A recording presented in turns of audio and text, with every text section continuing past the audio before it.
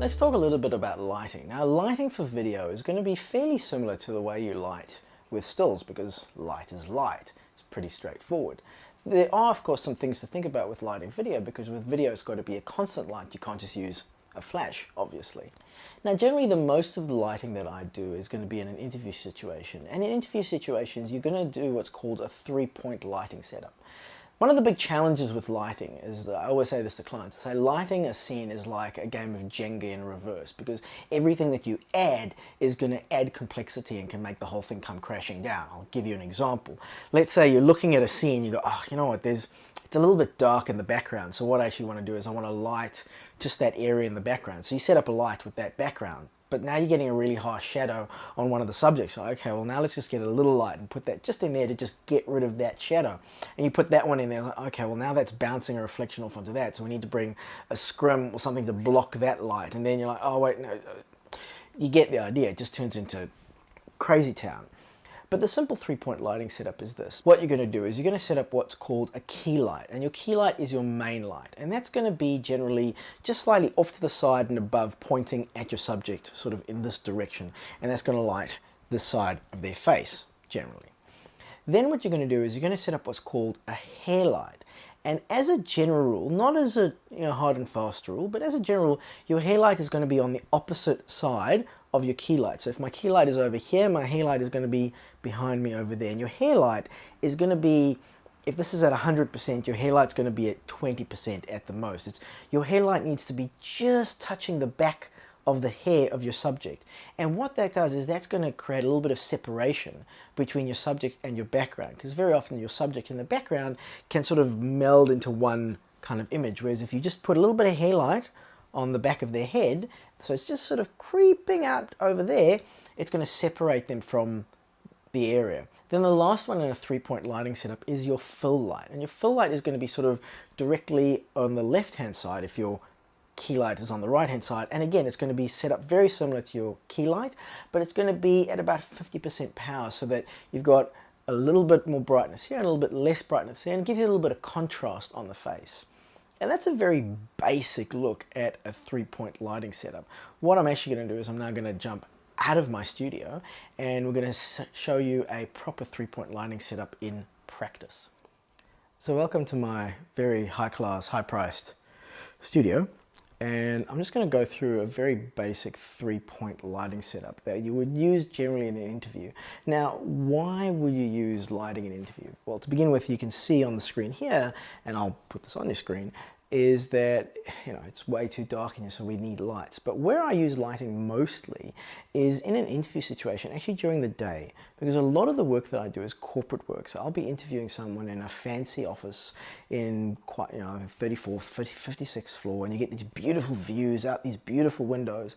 But the problem is the light outside is much brighter than the light inside. So if you're just going to shoot without any lights, well then either your subject is going to be completely silhouetted and completely dark, but outside is going to be great, or your subject is going to be well exposed and well lit, and outside is going to be completely overexposed and blown out and just white. So what you need to do is you need to bring in as big a light as possible, and a whole bunch sometimes, to get your subject as well lit, sort of the same level of lighting as outside.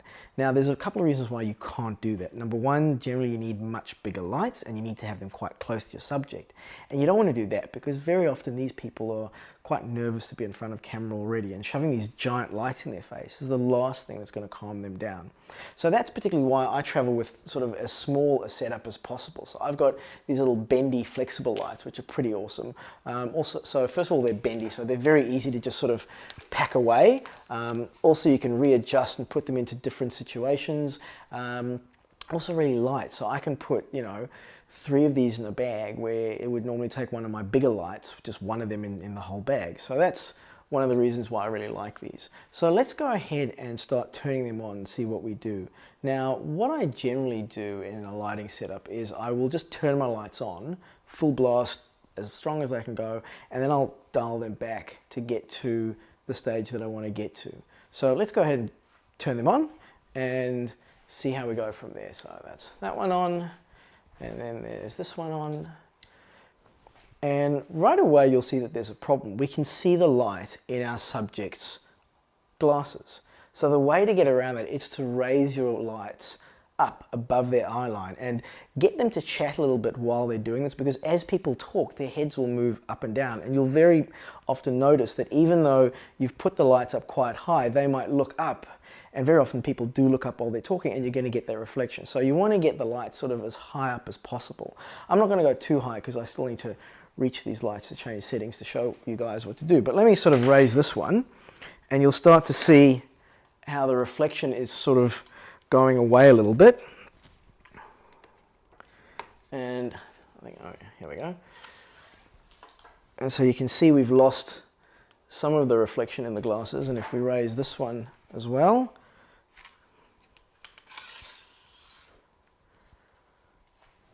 their reflection's gone away even more. Still a little bit there, so again we'd go even higher, but yeah.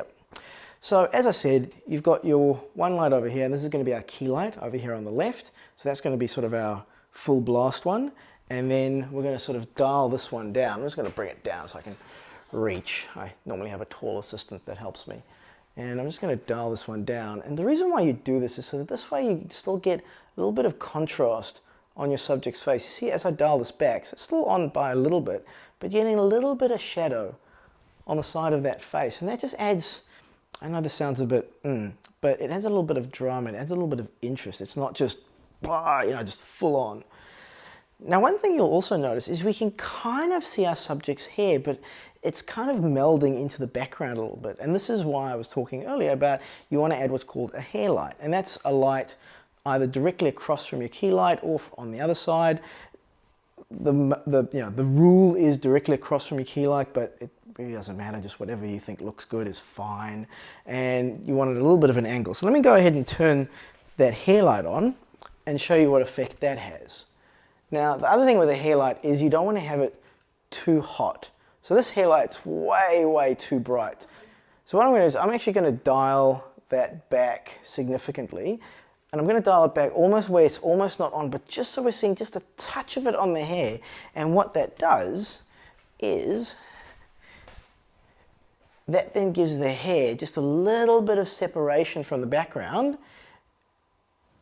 And that's what a hair light does. So let me just go back out there. I'm going to turn it off and on, and you can see the effect that it has. So this is the hair light off, and this is the hair light on.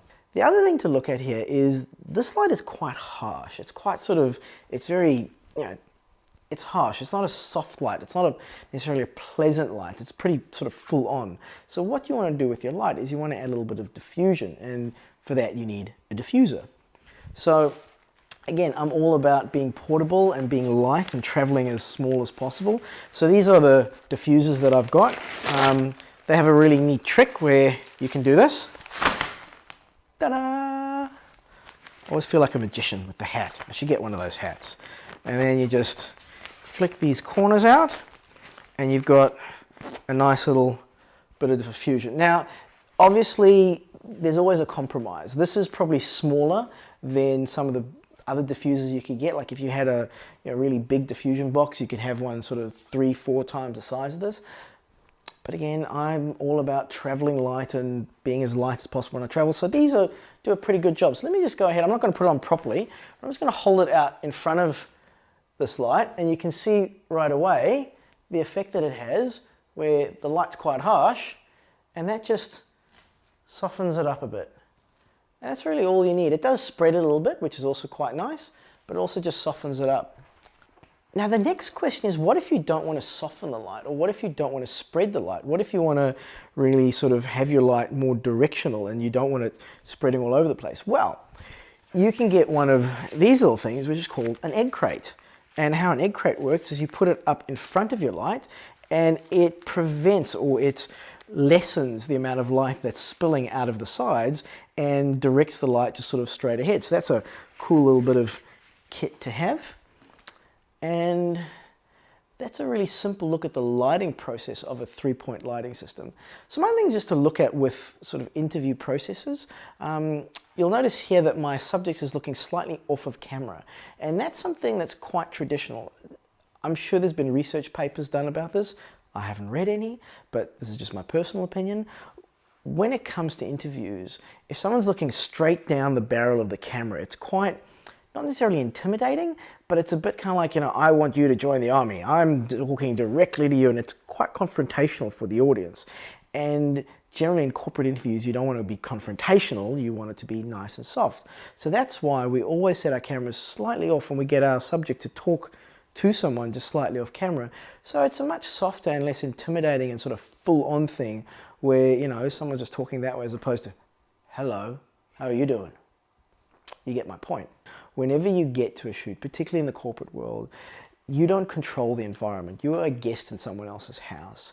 So I was about to tell you, what you want to do in an interview situation is have as much background behind your subject, because that way you can do a little bit of shallow depth of field and have a beautiful blurred out background, like sort of you want 10, 20 feet behind them clear to the wall.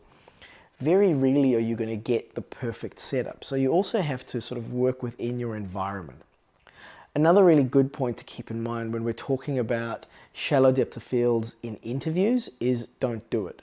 Or at the very least, don't go under f4 or 5.6. I know it's tempting, you've got that beautiful lens, you want to go 2.8, you want to go even 2 if you can, but the problem is that people move back and forth when they're talking on an interview, and they will go in and out of focus. And again, we go back to that whole thing of people are very nervous. So you don't want to be sitting there telling them, look, I know you're nervous, but stop going back and forth. You want to generally leave them to just sort of do their thing. So f4, f5.6, very often that doesn't work either, because even with that, depending on how back and forward they go, they're still going to go in and out of focus. In fact, I'll tell you a quick story about in and out, back and focus. So about 2 or 3 years ago, I bought this beautiful Zeiss 35 f1.4 lens that had weight, the manual focus, awesome. First thing I went and shot was a little documentary about this restaurant that we found.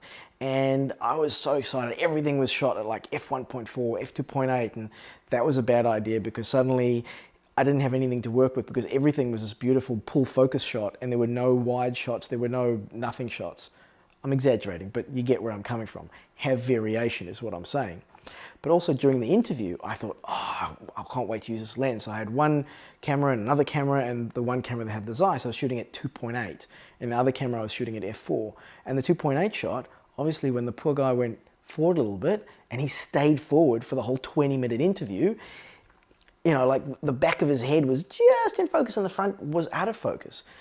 How I got around it was a little bit cheeky, if I do say so myself, because what I did is I looked and went, well, look, I tried to sharpen it in post and it didn't quite look that good. It looked all right, but it wasn't great.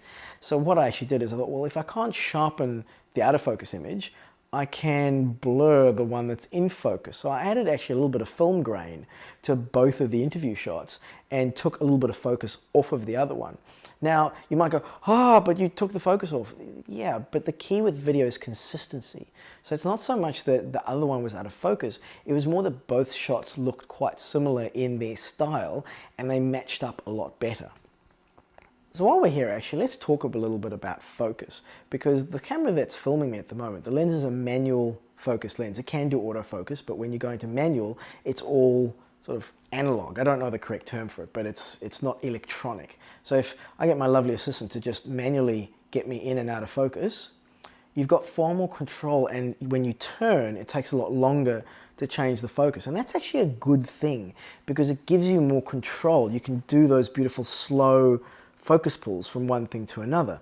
It's more difficult to do that with a lens like I have here on my A6300, which is an electronic focus. So you can see here that I can actually pull focus from that light to my subject's face to, see, I just went past the light, and that's the problem because it goes so quickly from one subject to another, it's very difficult to have that sort of smooth focus. So generally with video, actually the autofocus on video cameras is getting better and better. So for example, like when I'm on a gimbal, I will generally use autofocus these days, but other than that, most of the time I will use manual focus. And you do need to think about that when you're picking a lens. Does the lens do electronic focus or does it do sort of mechanized focus? You can do nice focus pulls with the electronic ones, but it's much easier to do it with the proper full-on manual ones.